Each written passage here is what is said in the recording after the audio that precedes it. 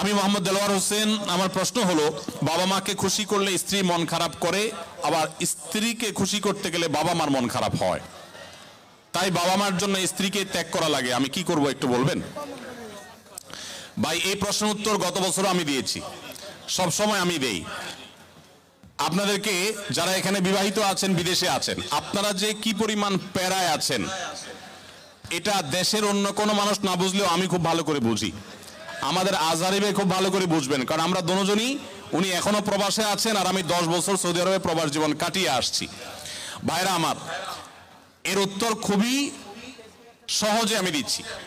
মনে রাখবেন, যারা প্রবাসে আছেন অথবা দেশেই আছেন, বিয়ে করার পরে দেখা যায় বউরে খুশি করতে গেলে মা নাখোশ, আবার মারে খুশি করতে গেলে বউ নাখোশ। আপনাদের এই পরিস্থিতি থেকে বের হওয়ার জন্য কিছুটা ডিপ্লোম্যাটিক আচরণ করতে হবে, কূটনৈতিক আচরণ করতে হবে। যারা বিভিন্ন দেশে ডিপ্লোম্যাট হিসেবে থাকেন তাদের দেখবেন কথাবার্তার ভিতরে প্রচুর ফাঁক ফোকর থাকে, তারা হাতে রেখে কথা বলে। বেশিরভাগ ক্ষেত্রে এই পারিবারিক অশান্তিগুলো দূর করার মূল সমাধানটা হলো বুদ্ধিমত্তা। এর ভিতরে প্রথম যে কাজটা আপনাকে করতে হবে তা হলো, এই ডিপ্লোম্যাটিক আচরণেরও আগে যে কাজটি করতে হবে তা হলো, বেশি শেয়ানামি না করে, বেশি চালাকি না করে একটু বোকা শোকা থাকার চেষ্টা করবেন। পারিবারিক অশান্তি দূর করার সবচেয়ে সহজ এবং সবচেয়ে শর্টকাট সমাধান হলো যে একটু বেকুব বেকুব ভাব ধরে থাকবেন। জিনিসটাকে একটু ব্যাখ্যা করে বলবো।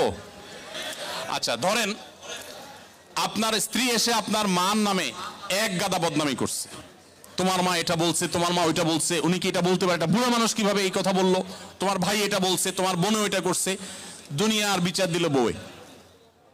তখন আপনি একজন সভ্য স্বামীর মতো, ভদ্র স্বামীর মতো মনোযোগ দিয়ে সব কথা শুনবেন। অনেক স্বামী আছে বেকুবের মতো, বউয়ের কথা শুনে না, বলে বুঝছি তুমি কি বলবা, হয়েছে থামো, না খবরদার, ফুল কথা বলতে দিবেন, তার যত জেদ আছে সব ঝাড়তে দিবেন, 2-4-5 মিনিট যা লাগে বলে সে যখন হাঁপায় উঠবে, বলবে যখন কি ব্যাপার তুমি কিছু বলো না কেন, এবার আপনি তখন ফ্লোর নিয়ে এবার আপনি তাকে বলবেন যে দেখো তুমি যা বলছো আমি তো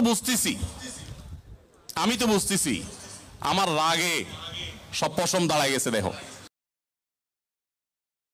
আমার কষ্টে তো আমার ভেতরটা জ্বলে পড়ে ছাই হয়ে যাচ্ছে, দেখো যেভাবে বলা দরকার বলে তাকে আগে এটা কনভিন্স করবেন যে আমি তোমাকে ইগনোর করছি না, তোমার সমস্ত কথাগুলো ক্যাচ করেছি এবং তোমার ব্যথা আমি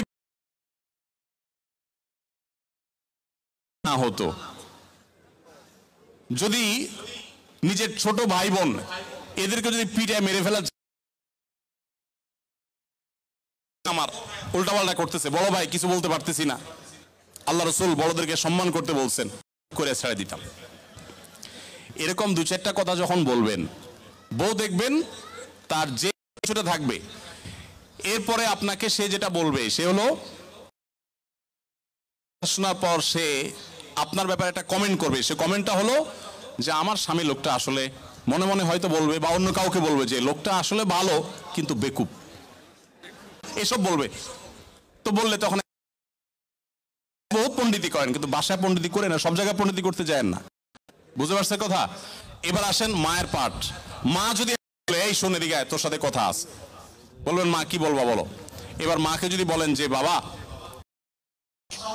তোর গলায় দড়ি দিয়ে মরা উচিত, মা যদি এসব কথা বলে, মাকে একইভাবে বলবেন মা আল্লাহ নবী সাল্লাল্লাহু আলাইহি সাল্লাম কোনোদিন স্ত্রীদের গায়ে হাত তোলেন নাই, ইসলামে যদি বউ পিটানোর নির্দেশ থাকতো তো আজকে ঠ্যাং উপর দিক বাইন্দা আমি পিটাইতাম।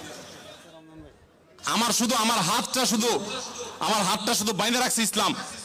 আল্লাহ রসুল কোনোদিন স্ত্রীদের গায়ে হাত তোলেন না, না হলে মা এত বড় সাহস, এরকম কথা সে বলতে পারে। যা কি বলছে না বলছে সেটা পরে, আপনি বিচার বিশ্লেষণ না করতে গিয়ে উপস্থিত ওই জায়গাতে সামাল দেওয়ার চেষ্টা করবেন। কথা কি বুঝতে পারছেন? আপনার এই আচরণ শোনার পর আপনার মা কি বলবে জানেন? মাও ঠিক ওই বউয়ের মতোই বলবে আমার ছেলেটা আসলেই মানুষ ভালো, সমস্যা হলো আমার পোলাটা না বোকা, একদম বেকুব, এই জন্য সেই তো বউয়ের কাছেও বেকুব থাকলে মায়ের কাছেও, কিন্তু আপনাকে কেউ দোষী সাব্যস্ত করবে না। আর যদি পণ্ডিতি করে বউরে বলতে চান ঠিক আছে আমি দেখতেছি, থামো তুমি, মা কিভাবে এসব কথা বলে, এরপর যাবে মা কই আসো তুমি এদিকে আসো, এবার বসে মার সাথে আলাপ শুরু করলেন, ওখানে বাঁধবে একটা ইউক্রেন রাশিয়া যুদ্ধ, বিশাল কাণ্ড হয়ে যাবে। ওই কাণ্ড করার পর বউয়ের কাছে আইসা যদি মনে করেন যে বউয়ের জন্য মার সাথে ঝগড়া করছি, বউ মনে হয় খুশি হবে, জীবনও খুশি হবে না, খুশি হবে না। যতই করেন বউরে খুশি করতে পারবেন না, কোন একটা প্যাঁচ বাঁধবেই এবং কোন একটা ফাঁক বের করবে। আর মা তো না খুশি, শিখাই দিলে মহিলারাও এগুলো শুনে ওয়াজ, তারাও শিখা যায়।